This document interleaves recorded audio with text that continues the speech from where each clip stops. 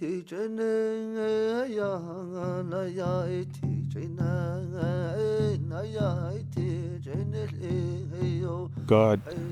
formed us out of mud and breathed in us and created us the people. That's where our story began. We're living in our ancestral land. Our people have not moved.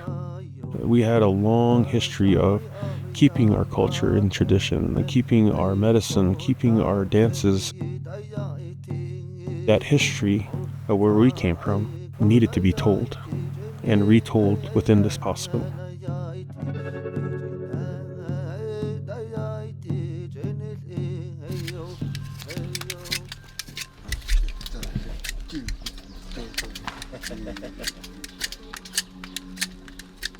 A lot of our teachings in our culture are oral teachings passed on from generation to generation through songs and stories.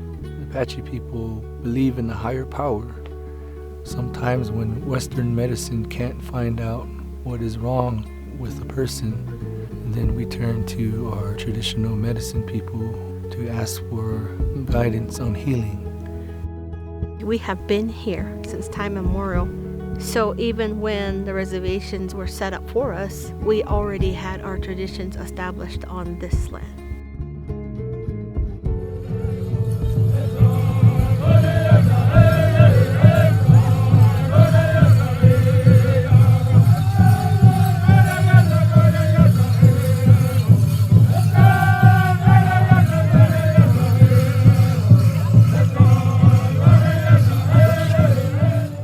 To live with about close to 1,000 on the reservation of the White Mountain Apache Tribe. Now we have grown up to a population of close to 20,000 tribal members. Our emergency room sees 40,000 people a year. That's a very busy ER for a small hospital. In 2016, we began work to develop the justification documents that we would submit to headquarters and then to Congress to justify the need of a new hospital being here in White River. We went to Washington numerous times to meet with our state leaders, our national leaders, and to be that voice for the Apache people and advocating for the ever-growing population of our tribe and surrounding communities that use the hospital, and making sure that we prepare at least 50 to 100 years ahead of what the new hospital would look like moving forward to help our people. I pledge allegiance to the flag of the United States of America, and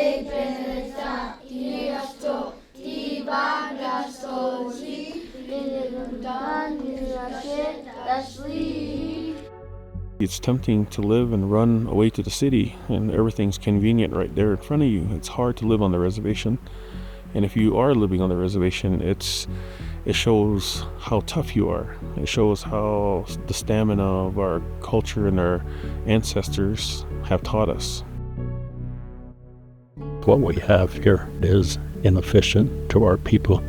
Our people are in need of new equipment, new operation, new services. This hospital, we can make it into so many things.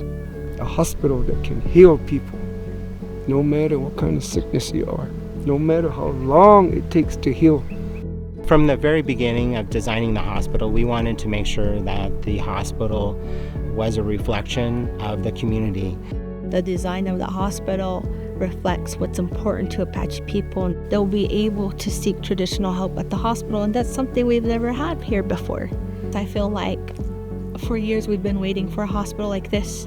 I am very thankful that we have our designers. They listened. They took what they saw and they put it in our building.